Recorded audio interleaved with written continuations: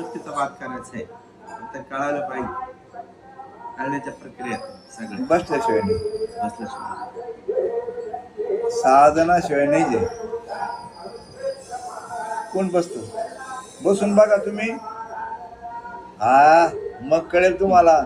रणांगणावर त्यांनी सांगितलं मला दोघं सैन्यांच्या मध्ये न्या, कारण युद्ध कोणाशी करायचे मला माहिती. सांगा तुम्ही, अर्जुनाला माहित नव्हतं युद्ध कोणाशी करायचंय, असं काय शब्द वापरला? मला रणांगणा दोघं सैन्याच्या मध्ये न्या. तसंच तुमचं आपलं सुद्धा, जो तुम्ही चिंतनाला बसता तेव्हा कळेल ते रणांगण आहे. चिंतनाला बसतं म्हणजे रणांगण आहे, आणि कोणाशी युद्ध करायचे तेव्हा तुम्हाला कळेल. कारण ती वृत्ती बाहेर गेली की तिला परत तुम्हाला काय करायची माहिती. तुम्हाला त्या मनाला जाऊ द्या ना, ते कळलं का त्याला परत आणायचं. परत त्याच्यावर किती टाकलेलं आहे व्हॉट्सअपला मी. तुमचं कीर्तन आलं ना, ते तुम्ही पाहिलं नसेल. छोटा ते तुमच्या यांना टाकलं ना, मुली टाकलं, तुमचं त्या मेवण्याला टाकलं.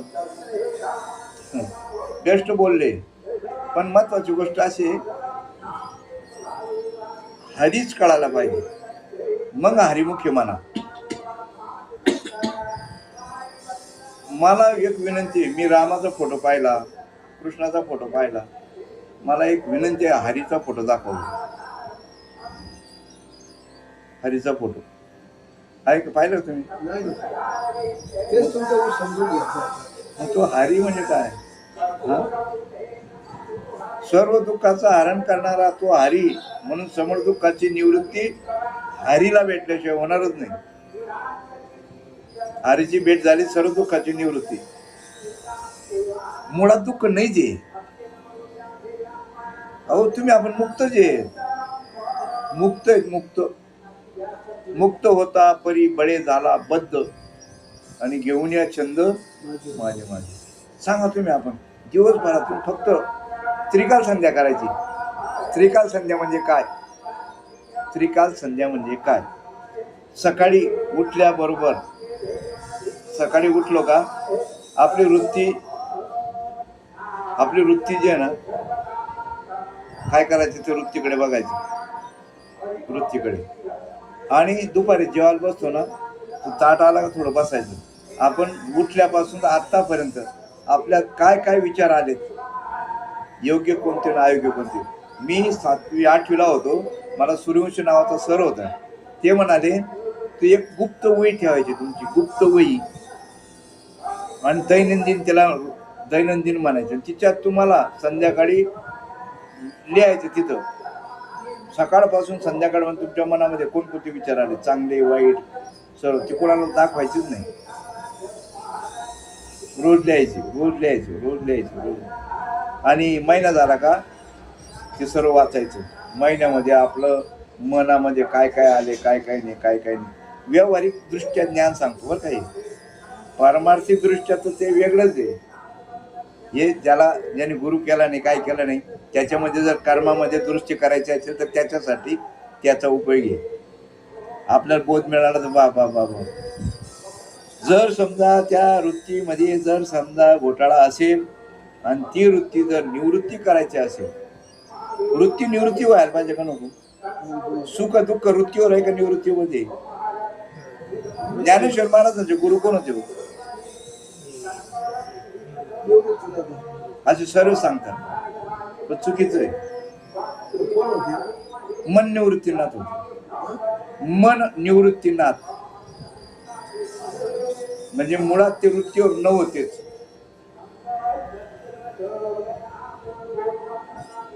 निवृत्तीनाथ म्हणतात तुम्ही ना. निवृत्ती कोणाला म्हणतात? चोर आणि श्याव. श्याव आहे म्हणून चोर, दिवस आहे म्हणून रात्र. वृत्तीवर जो आहे आणि जो मग नंतर निवृत्त झाला, असा गुरु नव्हता. मुळात त्यांचे गुरु निवृत्तच होते. ते मुळात ते वृत्तीवर न होतेच, ते वृत्तीवर.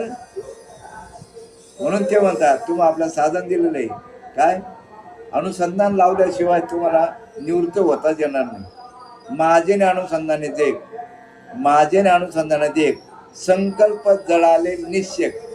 संकल्प जळाल्याशिवाय निवृत्त होताच येत नाही. सर्व संकल्प जाळ, पण कृती केले तरच नाही.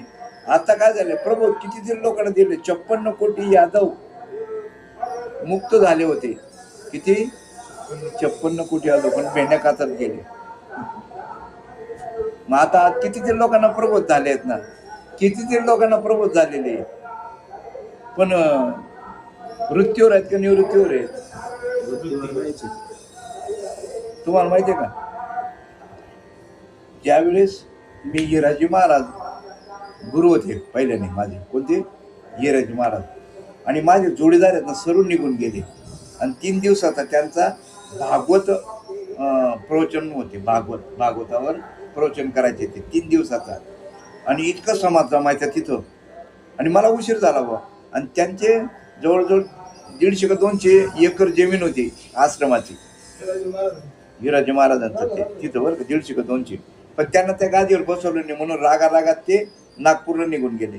त्या गादीवर दुसरे बसले, आणि तिथं हा 3 दिवसाचा भागवत सप्ताह, म्हणजे 3 दिवसाचा भागवत कथा चालायची तिथं. माझे जोडीदार सर निघून गेले, आणि मीच राहून गेलो मागे. आणि तेव्हा मी हाफ पॅन्टवर 7वी 8वीला सुद्धा हाफ पॅन्टवर जायचो. हाफ पॅन्ट होती, आई वडील होते, तर गेलो मी. पण ती जमिनीवर कपाशी पेरली होती, कपाशी. ते पहिले ते कपाशी होत्या वायवन सिंगल काळी वाढायची, एकच काळी, ही वायवन कपाशा, आणि कपाशी वेचल्या होत्या. आणि मी शॉर्टकट गेलो आश्रमाकडे, कारण बाकी लवकर गेले होते, कथा सुरू झाली असेल. मी असं आतून गेलो, आणि हाफ पॅन्ट आणि त्या कापस काढलेले ते लट्ट्या तसेच होत्या. तर पळत गेलो मी. ते सर्व असं वरकडले गेले होते पाय, आणि तिथं पद्धत अशी होती, बाहेर अगोदर हातपाय धुवायचे, आणि नंतर मग कथेला बसायचं. मी गेलो, अहो ते जेव्हा ते पाणी घेतलं तेव्हा आग व्हायला लागली. तोपर्यंत कळले नाही. मग सांगा, तेव्हा मृत्यूवर होतं का नव्हतं? मग आणि जर नव्हतं मृत्यूवर माझं पळत कसं काय आलो मग? अहो कशाला, तुम्ही आपण एसटीतून उतरले, घरी आले, आणि मग लक्षात आलं एक पिशवी राहून गेली. का बरं, तुम्ही भानावर नव्हते का? हा, कारण भानावर नसते तर मग घरापर्यंत कसं काय आले असते? मग ती वस्तू कसं काय विसरली? तेवढा काय झालं, तुमच्यावर आवरण आलं होतं, विस्मृतीचं आवरण आलं, म्हणून ती विसरू राहून गेली. तसंच आपलं सुद्धा आहे, स्वरूपाबद्दल विस्मृती झालेली आहे. आणि सद्गुरू काय करतात, फक्त स्मृतीवर आणतात. तुम्हाला काय करतात? स्मृतीवर आणतात. फक्त काय करायचं, श्वासाकडे लक्ष द्या. किती सोपं साधन आहे हो. साधन फार सोपं आहे, पण करायला फार अवघड आहे. साधन सोपं आहे, पण करायला अवघड आहे. करून बघा, तेव्हा कळेल. हा, बरं, त्यात अजून गोष्ट अशी, ते सुद्धा कुठपर्यंत करायचे ते बी आहे. सांगा तुम्ही, एवढे लोक आहेत, आता कोणी विचारतच नाही. विचारायला पाहिजे तुम्ही. जोपर्यंत विचारत नाही तोपर्यंत फेसलाही होत नाही ना. विचारायला पाहिजे तुम्ही. हे महाराज येतात ना, कोणी बी उद्या फुकट काय खाऊ घालता, त्यांना प्रश्न विचारायला पाहिजे. तुम्ही जोपर्यंत प्रश्न विचारत नाही तोपर्यंत फेसलाच होणार नाही ना. हां, सांगा तुम्ही, आता हे जे तुम्ही आपण जे काही प्रबोधात चिंतन करतात, हे कुठपर्यंत करायचं आहे?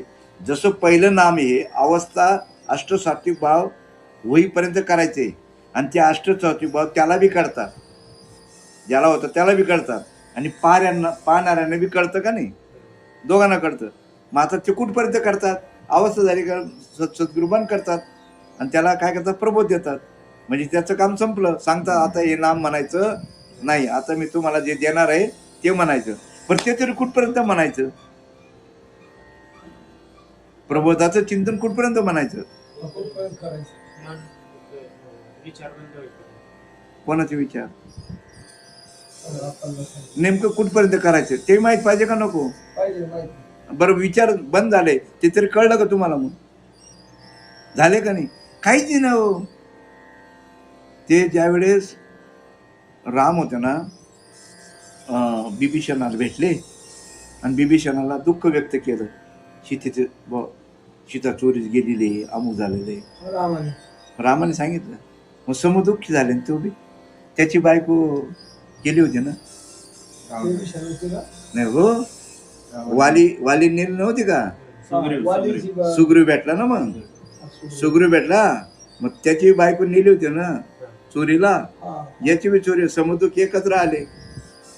मग तसं रामाना तिन्ही सुग्रीवाची समजून बायको घेतलं. नेलती, बरोबर. मग दोघं एकत्र आले.